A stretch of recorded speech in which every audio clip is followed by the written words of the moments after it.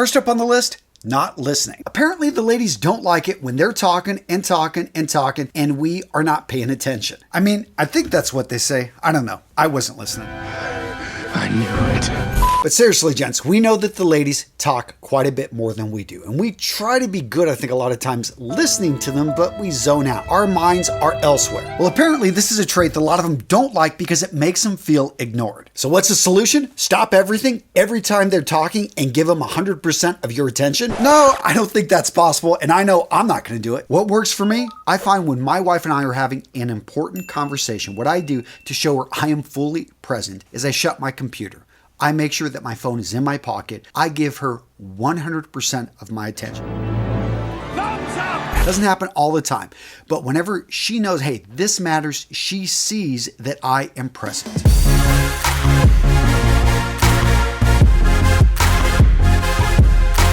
Now for this video, gents, I went to the cesspool of hate, which is known as Reddit. And I looked through all the things the ladies are saying. You know what? I hate this about my partner. I just despise this about my man. I would change this so that you guys have a heads up. Not that you got to change everything. In fact, if you disagree with a lot of this, let me know in the comments below. If you've got something to add, I love hearing from you guys down in those comments. So starting things off, Kung Fu Omega Warrior. She hates it when her man always has to get in the last word. Kung Fu Omega Warrior, I get it. In fact, let me add on to that. Nope, just kidding. I think she said it all. And this is something I know I struggled with, especially early on in the relationship with my partner, with my wife. Is simply, I liked to add things. I always wanted to have the last word. And I do this with a lot of other guys. And I think it's maybe a guy thing, especially when you're young, maybe a bit of boasting. We always like to add something onto it. How to break this habit? Always getting the last word in on a conversation. Well, first up, you have to recognize that you do it. Maybe ask around. Just say, you know what? Is this me? You may find that, yes, I didn't even know I had this habit. I keep falling into it. And we really feel like, hey, I've got to show that I've got something to add. And unfortunately, it just makes the conversation, annoying for a lot of people. And tied right to that last point, constantly boasting, being a braggart, being that person that always has to one-up other people. And gents, to confess, I have been this guy. And what's interesting is thinking back, it wasn't always about boasting that you were better at something than somebody, although that happened a lot, especially in running when I was in high school. But oftentimes you're boasting about pain that you've gone through. This person is sharing with you just a really painful episode. And you're thinking, you know what, I've been through worse. And you tell them you've been through worse, that you overcame this. And all of a sudden, instead of it being about them just sharing with you a pain they're going through, you're trying to one-up them that you've had 2 deaths, in a period of a week. And that they should it's like pull yourself up from the bootstraps. This person doesn't even have boots and they're just, Point being is sometimes it's better just to keep your mouth shut and to let that person confide in. Now with this next point, I'm going to hit 2 birds with 1 stone, and that is when you don't open up. So we talked about, yes, sometimes you need to shut up, but oftentimes you need to be more transparent and open about pain that you're going through, problems that you're facing. And what we do a lot of times is we cover this up by lying. Now this one's tough because as men, we oftentimes feel one of our best traits is that we don't complain, we don't bitch, we keep things to ourselves. And when people are probing, they can figure it out.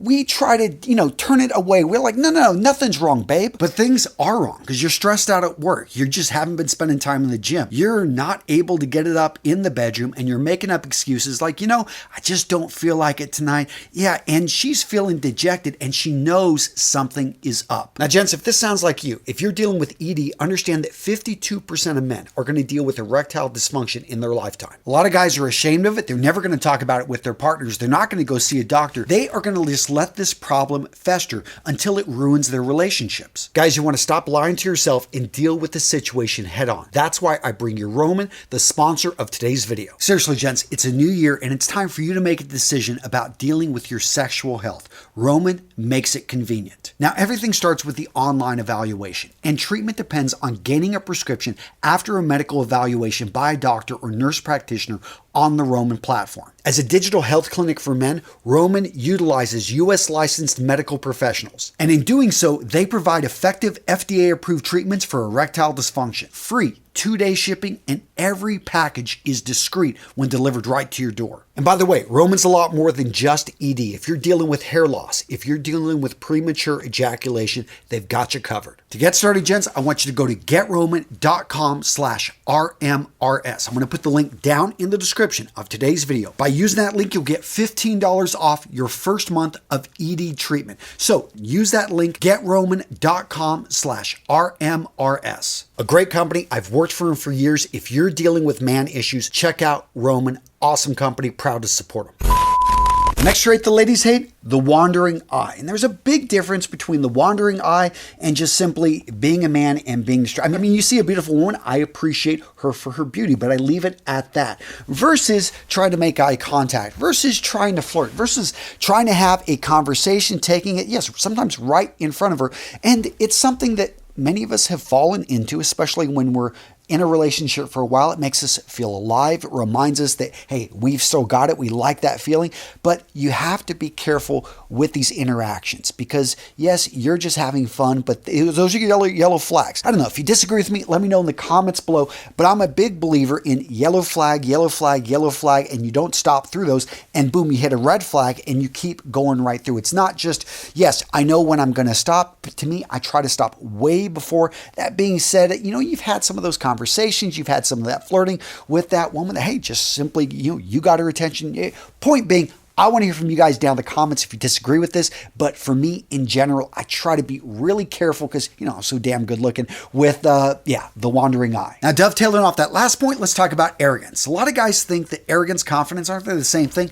No, they are not. Confidence is knowing what your capabilities are, what your weaknesses are, and just knowing that you've got the ability to overcome an obstacle in your way. Arrogance, yes, it is believing you are better than other people. It's believing that somehow, you are born better, that you've just got skills that make you better. You are somehow endowed with the skills that just make you, above other people. That is arrogance. You got to be careful of it. You see, arrogance and disrespect, they go hand in hand. This leads to a feeling of superiority. And this is just something you got to be careful of, especially I think us guys, as we go after a lot of things in life, we start to look down on other people. We can fall into that trap. I know I have, and it's something you've got to keep in check. The next trait the ladies do not like when you've only got 200 words in your lexicon and 100 of those words are various ways to use the word f.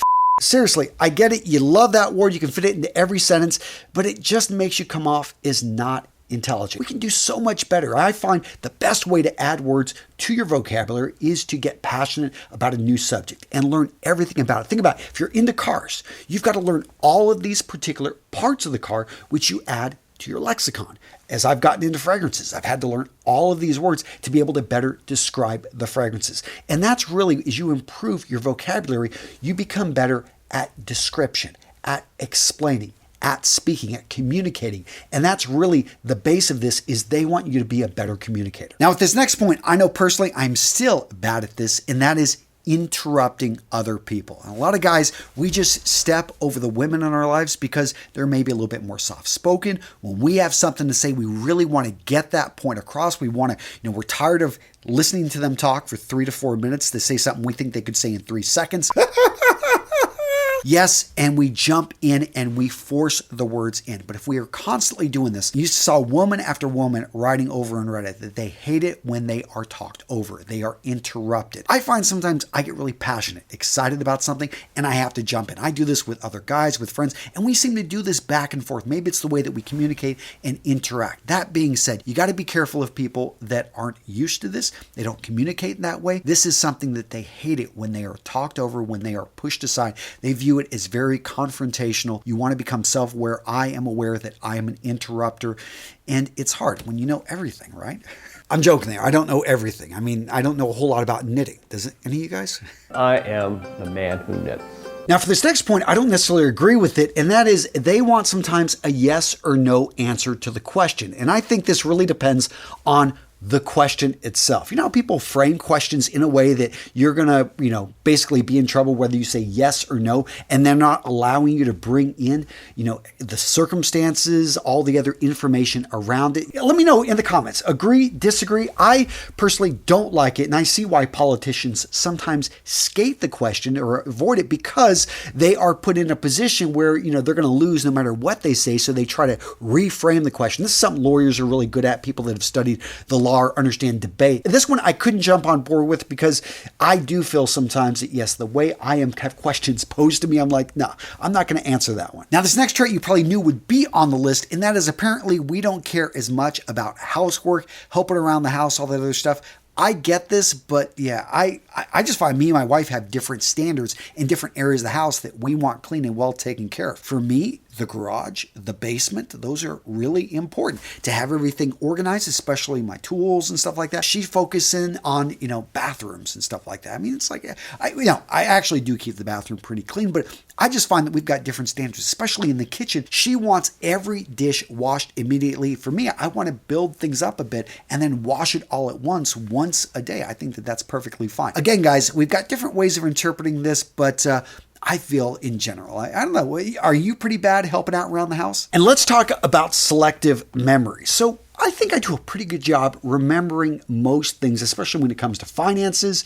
I do remember in general the months when my kids were born, but apparently I'm supposed to not only remember the months, the days that they were born, but I need to know anniversaries. I mean, women in general are really good. I've become much better now that my assistant helps me go through and we've put everything in my calendar, but my wife is amazing. She remembers like every month, day after friends' children are born, and she calls them up and, hey, it's been 6 months since your baby was born. Congratulations. I mean, I didn't even think to be doing this, but I've actually helped a lot of other guys like add this to their calendar when their kids are born, that this is a big deal. But yeah, a lot of women are upset the fact that we maybe say something, we're going to get to it, they put it on their honey-do list, and we don't make it a priority. I admit this is an area I definitely can improve, and I love technology because it has made it so much better for me, especially remember our anniversary. Love you, Lena. Now, what about money? What about finances? What are the traits that women really care about here? Well, guys, find out in this video right here, where I talk about the secret things